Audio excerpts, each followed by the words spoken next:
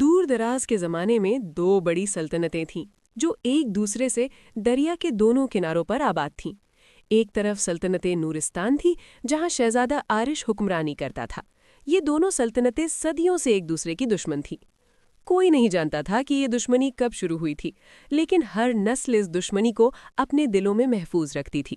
دونوں سلطنتوں کے لوگوں کو یہ حکم تھا دریا کے پار کبھی نہ جائیں اور نہ ہی دوسری سلطنت کے لوگوں سے کوئی تعلق رکھیں۔ شہزادہ عارش علی کا نہایت ہی نیک دل اور بہادر حکمران تھا۔ اس کی آنکھیں سمندر کی گہری نیلی تھیں اور اس کے بال سیاہ رات کی مانند۔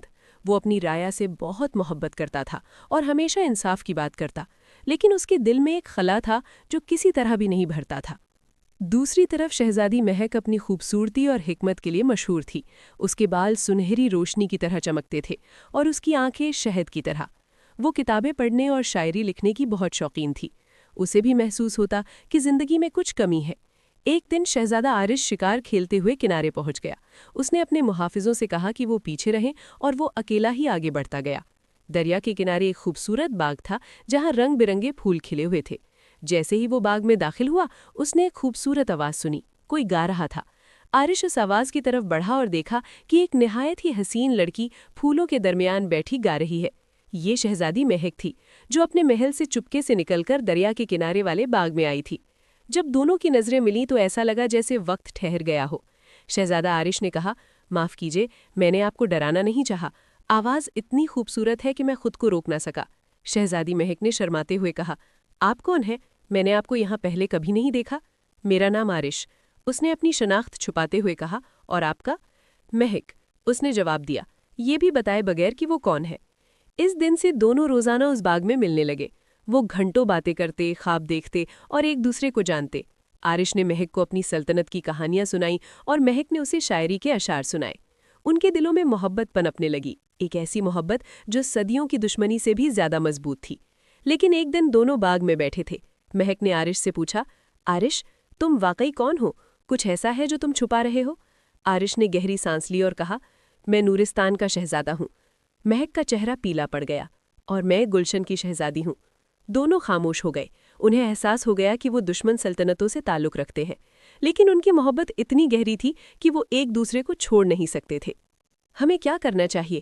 مہک نے آنسوؤں سے بھری آنکھوں سے پوچھا۔ ہم اپنی محبت کو نہیں چھوڑیں گے عارش، اس نے اس کا ہاتھ پکڑتے ہوئے کہا، ہم ایک راستہ نکالیں گے۔ لیکن اگلے ہی دن بادشاہ کے محافظوں نے شہزادی مہک کو باغ میں آتے جاتے دیکھ لیا تھا۔ انہوں نے اس کا پیچھا کیا اور دیکھا کہ وہ شہزادہ عارش سے مل رہی ہے۔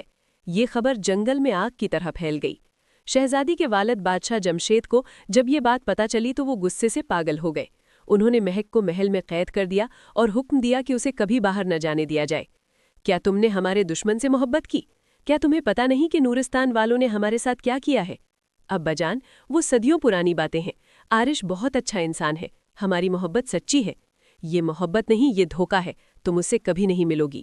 دوسری طرف جب عارش کو پتہ چلا کہ مہک کو قید کر دیا گیا ہے تو وہ بہت پریشان ہو گیا۔ اس نے اپنے والد سے شادی مہک سے کرنے کی اجازت مانگی۔ کبھی نہیں، بادشاہ نے کہا، گلشن والے ہمارے دشمن ہیں، ہم ان سے کوئی رشتہ نہیں رکھیں گے۔ لیکن والد صاحب، یہ دشمنی کب تک چلے گی؟ عارش نے کہا، کیا ہم اپنی خوشیوں کو ان پرانی باتوں کی وجہ سے قربان کر دیں؟ لیکن بادشاہ نے اس کی ایک نہ سنی۔ مہینے گزرتے گئے۔ مہک محل کی اونچی مینار میں قید تھی اور عارش دریا کے کنارے روزانہ آتا اور مہک کو دور سے دیکھتا، اپنی محبت کے گیت گاتا جو ہوا کے ساتھ مہک کے کانوں تک پہنچتے۔ ایک رات جب مہک کی خادمہ نے اس پر رحم کیا تو اس نے اسے ایک خفیہ راستہ بتایا جو محل سے باہر نکلتا تھا۔ مہک نے طے کیا کہ وہ عارش سے ایک آخری بار ملے گی۔ وہ رات کی تاریکی میں محل سے نکلی اور دریا کے کنارے پہنچی جہاں عارش انتظار کر رہا تھا۔ دونوں ایک دوسرے کو دیکھ کر رو پڑے۔ مہک، میں تمہارے بنا نہیں رہ سکتا، عارش نے کہا۔ آؤ، ہم یہاں سے دور کہیں چلے جائیں جہاں کوئی ہمیں نہیں جانتا۔ نہیں عارش، بھاگنا حل نہیں ہے، ہمیں اپنے لوگوں کو سمجھانا ہوگا۔ لیکن کیسے؟ عارش نے پوچھا۔ ہمیں ایک ایسا کام کرنا ہوگا جو دونوں سلطنتوں کو متاثر کرے تاکہ وہ سمجھے کہ محبت نفرت سے طاقتور ہے۔ اگلے ہی دن ایک خطرناک وبا نے دونوں سلطنتوں کو اپنی لپیٹ میں لے لیا تھا۔ لوگ بیمار ہو رہے تھے، کوئی علاج نہیں تھا۔ عارش نے سنا تھا کہ پہاڑوں میں ایک جڑی بوٹی ہے جو اس بیماری کا علاج ہے، لیکن وہ جگہ بہت خطرناک تھی۔ بہت سے لوگ وہاں گئے لیکن کوئی واپس نہیں آیا۔ مہک اور عارش نے فیصلہ کیا کہ وہ مل کر اس جڑی بوٹی کو لانے جائیں گے۔ مہک اپنے محل سے نکلی اور عارش سے ملی۔ दोनों ने पहाड़ों का सफ़र शुरू किया। रास्ता बहुत मुश्किल था।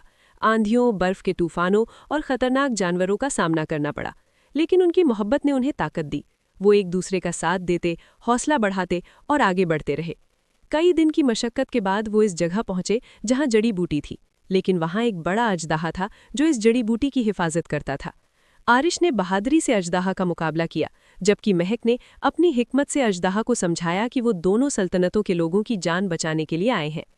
अजदाहा उनकी मोहब्बत और बहादुरी से मुतासिर हुआ और उसने उन्हें जड़ी बूटी दे दी। जब वो वापस आए तो दोनों सल्तनतों के लोग हैरान रह गए। दुश्मन सल्तनतों के शहजादा और शहजादी मिलकर उनकी जान बचाने के लिए मुश्किल सफ़र करके आए थे। जड़ी बूटी से लोगों का इलाज होने लगा।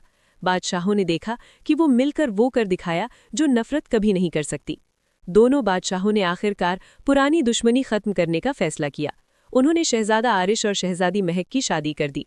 ये शादी दोनों सल्तनतों को जोड़ने का जरिया बनी। शादी की तकरीब बहुत शानदार थी। दोनों सल्तनतों के लोग एक साथ जश्न मना रहे थे। दरिया जो कभी उन्हें अलग करता था, अब उन्हें जोड़ने का जरिया बन गया। शहजादा आरिश और शहजादी महक ने साबित कर दिया कि मोहब्बत हर रुकावट को पार कर सकती है। उनकी मोहब्बत ने दो दुश्मन कौमों को दोस्त बना दिया और अमन का पैगाम दिया। सालों बाद जब लोग उनकी कहानी सुनते तो कहते, ये वो मोहब्बत थी जिसने सदियों की नफरत को खत्म कर दिया। ये वो मोहब्बत थी जिसने सिखाया कि इत्तेहाद तकसीम से बेहतर है। और आज भी उस दरिया के किनारे वो बाग मौजूद है जहां उनकी पहली मुलाकात हुई थी।